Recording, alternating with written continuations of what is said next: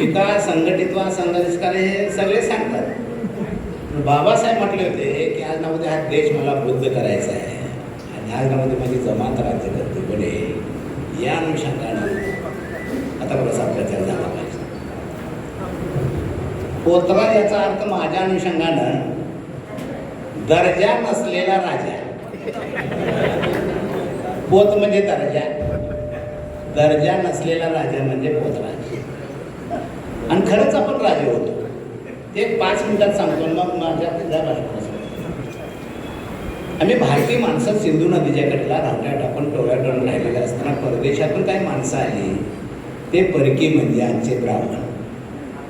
ब्राह्मण या देशातला नागरिक आहे, या देशातला वंश नाही, हे लक्षात घ्या. रामसेप नावाच्या संघटनेनं DNA ची चाचणी घेऊन डिक्लेअर केली की ब्राह्मण या देशातला वंश नाही. मी त्यांना म्हटलं कशाला पैसे खर्च केले? ते म्हटले का दिसला की ओळखतो हे आपल्याला.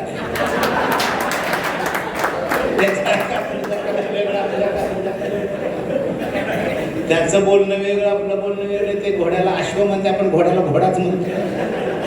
त्याचं खाणं वेगळं, आपण ते पेढ्या खाते, आपण वेगळंच खातो. असा परकी भारतात आला तर बघतोय तर सिंधू नदीच्या ढगला रावट्यात आपण टोळ्याटोळ राहिलेले आहेत. आपल्यापेक्षा भारताची संख्या जास्त आहे. त्याच्या लक्षात आल्यानंतर त्यानं बुद्धपूर्व काळामध्ये 3च वर्ण तयार केले, ब्राह्मण, क्षत्रिय, वैश्य. शिका शिकवा हा व्यवसाय त्यांनी आपल्याकडे घेतला. आमच्याला सांगत संरक्षण क्षत्रिय झाले आणि बाकी सांगितलं लागेल ते आणून द्या, ते वैश्य झाले. पण क्षत्रियामध्ये 2 कुल होते, एक सोमवंशी क्षत्रिय आणि सूर्यवंशी क्षत्रिय. सोमवंशी क्षत्रिय सत्तेत होते तर राजे होते, सूर्यवंशी क्षत्रिय सत्तेत नव्हते. पण ब्राह्मण त्या राजाला खूपच जाचकाठी लागून राजे खवळे. राजे म्हटले आम्ही तुमचं ऐकून वाटेल ते सांगू नका. ब्राह्मण म्हटले आमचा जन्म तोंडातून झालाय, आमचा अवतार देवाचा आहे, आमच्या तोंडातून जे बाहेर पडलं ते झेललं पाहिजे, ऐकलं पाहिजे. राजे म्हटले ऐकू पण वाटेल त्या नाही सांगण्यावरून आठवण वाद एवढा टोकाला गेला.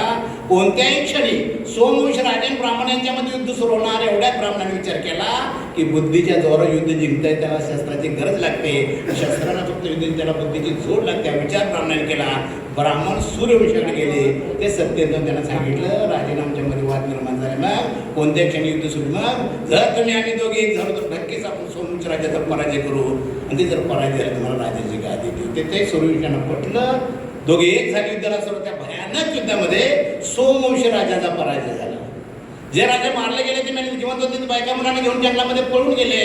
ठरल्याप्रमाणे सूर्यवंशी सत्तेत आले, नगर वगैरे बसली, पण पळून गेलेले ते सोमवंश राजेच होते. जंगलातल्या ऊन वारा हवा सिंहस्पर्शात जाताना खूप त्रासाला कंटाळून सोमवंश राजामध्ये की आहे माणसं एकत्र पहिली टोळी जंगलातून बाहेर पडले, नगरात आली. हा जण उभे राहिले. म्हटले आम्ही शरणाला मला स्वीकारा.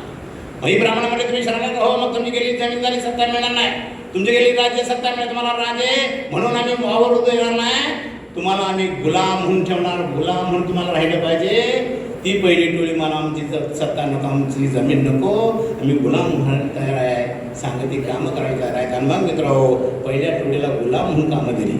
एकाला सांगला आपला धंदा करतो सुधार झाला, दुसऱ्या लोहारचा धंदा करतो लोकांना तो लोहार झाला. हे साडी माळी केली तर आपली गोष्टी नाही धंदा सुधार. लोहार कुंभार गावातले 12 बलुतेदार ही पहिली आलेली सोमवंशी राजाची टोळी आहे. ह्या मूळ मालक आहेत, मूळ निवासी आहे. हे साडी माळी केली तर आपली गोष्टी नाही धंदा सुधार. लोहार कुंभार गावातले 12 बलुतेदार यांची लोकसंख्या 52% आहे, जातीची संख्या 4,500 आहे. या ग्रुपला पहिल्या टोळीला देशात पहिलं नाव कोणी दिलं असेल ते नाव दिलं डॉक्टर बाबासाहेब आंबेडकर. नाव म्हणजे अदर बॅकवर्ड क्लास, ओबीसी, इतर मागासवर्गीय. ओबीसी मध्ये बी आहे, बॅकवर्ड. अजून काय जंगलात त्यांना कळालं, दुसऱ्या टोळीला स्वीकारले.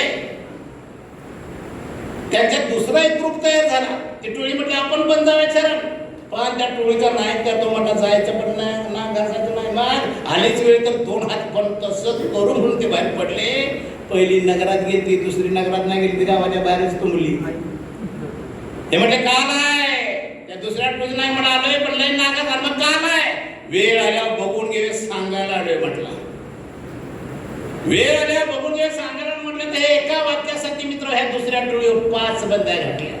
गावबंदी घातली, स्पर्शबंदी घातली, लोटाबंदी घातली, रोटीबंदी घातली, बेटीबंदी घातली. ती दुसरी टोळी मांग महाढोर चांभार महाराष्ट्रात 59 जाती, केंद्रात 1500 जाती, याची लोकसंख्या 13% आहे. बाबासाहेबांना नाव दिले त्याला शेड्यूल कास्ट 13%. वेळ आल्या बघून घ्या, सांगा म्हणून गावबंदी आलाच मांगा माराचा माणूस गावात त्याची सावली त्याच्या पायातच पडली, लागवड सुपारीच पडली. लोटाबंदी घातली मांगा महाराज रस्त्याने जाताना, त्याला चहा घाटी तलब झाली तर बाहेर फुटकं तूच घे, तूच पे, तूच धुन, तूच ठेव. सन्मानानं चहाचा कप मांगा महाराज कोणी दिला नाही. रोटी बंदी घातली मांगा महाराजचा हात त्याच्या भाकरी काढून कुत्र्या मांजरा टाकून माणसाला देऊ नका कायदा झाला. आणि 5वी बंदी सुरूच आहे का नाही? सैराट बघितलं नाही, मारली की नाही शेवटी दोघं बेटी बंदी घातली. नुसत्या 5 बंद्या घातल्या, थोडा म्हणजे गावची घाण त्या दुसऱ्या टोळीच्या बाजूला त्या घाणीतून मेलेली जनावर वाढली. दुसरी टोळी पोटाची खळगी भागवण्यासाठी मेलेली जनावर खाऊ लागली. मोठ्याचा नाद असा लागलाय. आणि मग बाबासाहेब म्हणाले समाज जगलाच कसा तिथपर्यंत आलाच कसा. अजून काय जंगलात त्यांना कळालं रे दुसऱ्या टोळीचा हालात चालले, मेलेलं खायची पाड्या आल्या. मग ते म्हणाले तिथं मेलेलं खाण्यापेक्षा पळते धारणे म्हणून काय कोणा कशाला जायचं. अजून आमच्या जंगलामध्ये उघडी नागड्यात पळते धारणे म्हणण्यासाठी आदिवासी 7.5%, SC 13%, OBC 52%. कोण झाला ख्रिश्चन, कोण झाला मुस्लिम, कोण झाला बौद्ध. आम्ही झालो ना असे अल्पसंख्याक 10-12%. असे एका कुळाची, एका रक्ताची, एका नात्याची सोम राज्य असताना, देशाचे मालक असताना ह्या ब्राह्मणाने वर्ण जात कोड जात करून आम्हाला एकमेकापासून तोडून ठेवले, फोडून ठेवले, विस्कटून ठेवले. आणि त्या फुटीच्या जोरावर आज सुद्धा ते राज्य करतायत. आज सुद्धा करतायत का नाही? फडणवीस महाराष्ट्रात, केंद्रात. आणि हा सगळा गोतावळा एकत्र करण्याच्या अनुषंगानं ह्या देशात बाबासाहेबांच्या नंतर एकाच माणसानं काम केलं, त्याचं नाव आहे कानशीराम. मी पवारसाहेबांना मला सांगतो तुम्ही फार चांगली परिषद घेतली. हे सगळं वातावरण बघून माझी खात्री आहे किमान महाराष्ट्राची सत्ता बाबासाहेबांच्या विचारानं मांगच घेणार, याच्यावर माझा विश्वास असतो. मांगच घेणारे लक्षात घ्या. मांग एक अशी जात आहे सगळ्यांना बरोबर घेते, सगळ्यामध्ये समाविष्ट होते. अशी जात आहे. घोडं तटलंय कुठं, त्याच्यावर चिंतन मनन झालं पाहिजे. प्रयोग करत राहिले पाहिजे. भारतामध्ये कुठलाही पक्ष निर्माण होताना त्याला कास्टचा बेस लागतो. कास्ट बेसवर राजकीय प्रज्ञा उभ्या होता. राष्ट्रवादी पक्ष कोणाचा? मराठ्याचा. बीजेपी कोणाचा? बामणाचा. काँग्रेस कोणाचा? बामणाचा. शिवसेना कोणाची? बामणाची. काय चुकलंय? बसप नावाचा पक्ष कोणाचा? चमाराचा. RPI कोणाचा? वंचित कोणाचा? सरळ झाले. MI कोणाचा? मुसलमानाचा. रासप कोणाचा? मांगाचा. काय मांगाला पक्षच नाही. काँग्रेस नाही दिलं, राष्ट्रवादी पण जायचं. त्याने लाट घातली BJP, तिथनं हाणलं शिवसेनेला. कुणीच काय नाही दिलं तर वाकळ घालून झोपायचं. याच्या पुढे मांगाकडे काय जी एक जात ताकदीची जात आहे, बेडर जात आहे, धाडशी जात आहे. सगळे पक्ष मांगाला प्रचारासाठी वापरतात नव्हे. इलेक्शनची पेटी पुजायला मांग,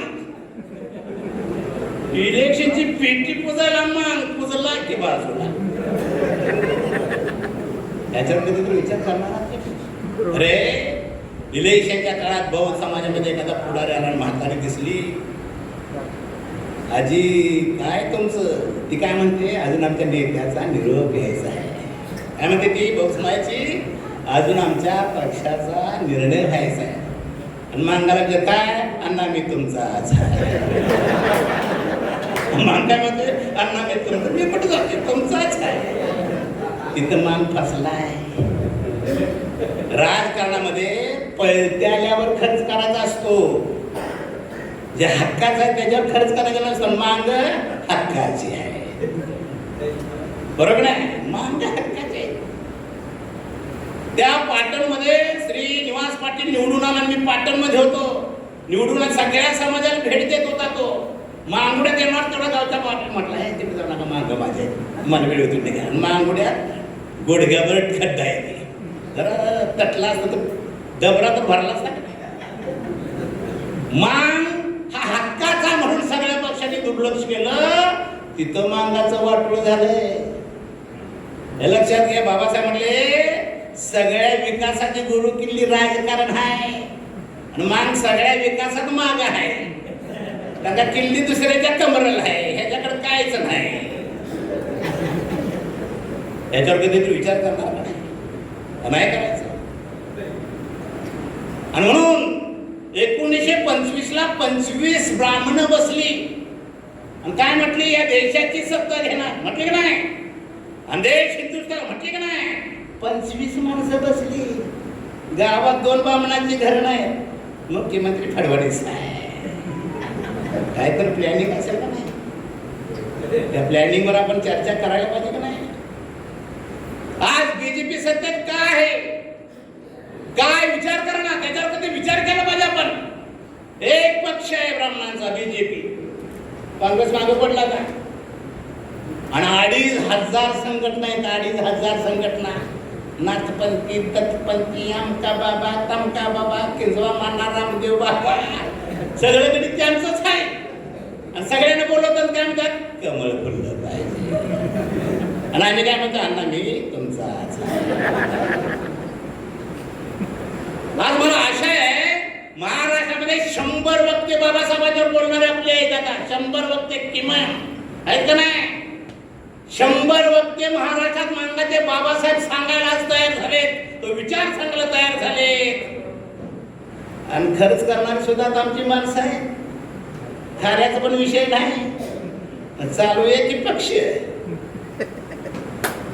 चालू आहे ना पक्ष. त्याच्यावर चिंतन म्हणून आम्ही केलं. आम्हाला डेमोक्रॅटिक पार्टी ऑफ इंडियाची आम्ही स्थापना केल्या. मातांग समाजाच्या बेसवर केले मित्र. हा समाज नुसता हा पक्ष मांगाचा ठेवण्यात काय अर्थ आहे. त्याला बहुजनवादी बनलं पाहिजे. एक उदाहरण सांगतो तुम्हाला. आज नवजवानी जमात राज्यकर्ते बनेल हे शब्द कांशीरामला ऐकले. महाराष्ट्रात गडी काय चालू दिनात. उत्तर प्रदेशमध्ये गेले. बसपा नावाचा पक्ष चालला.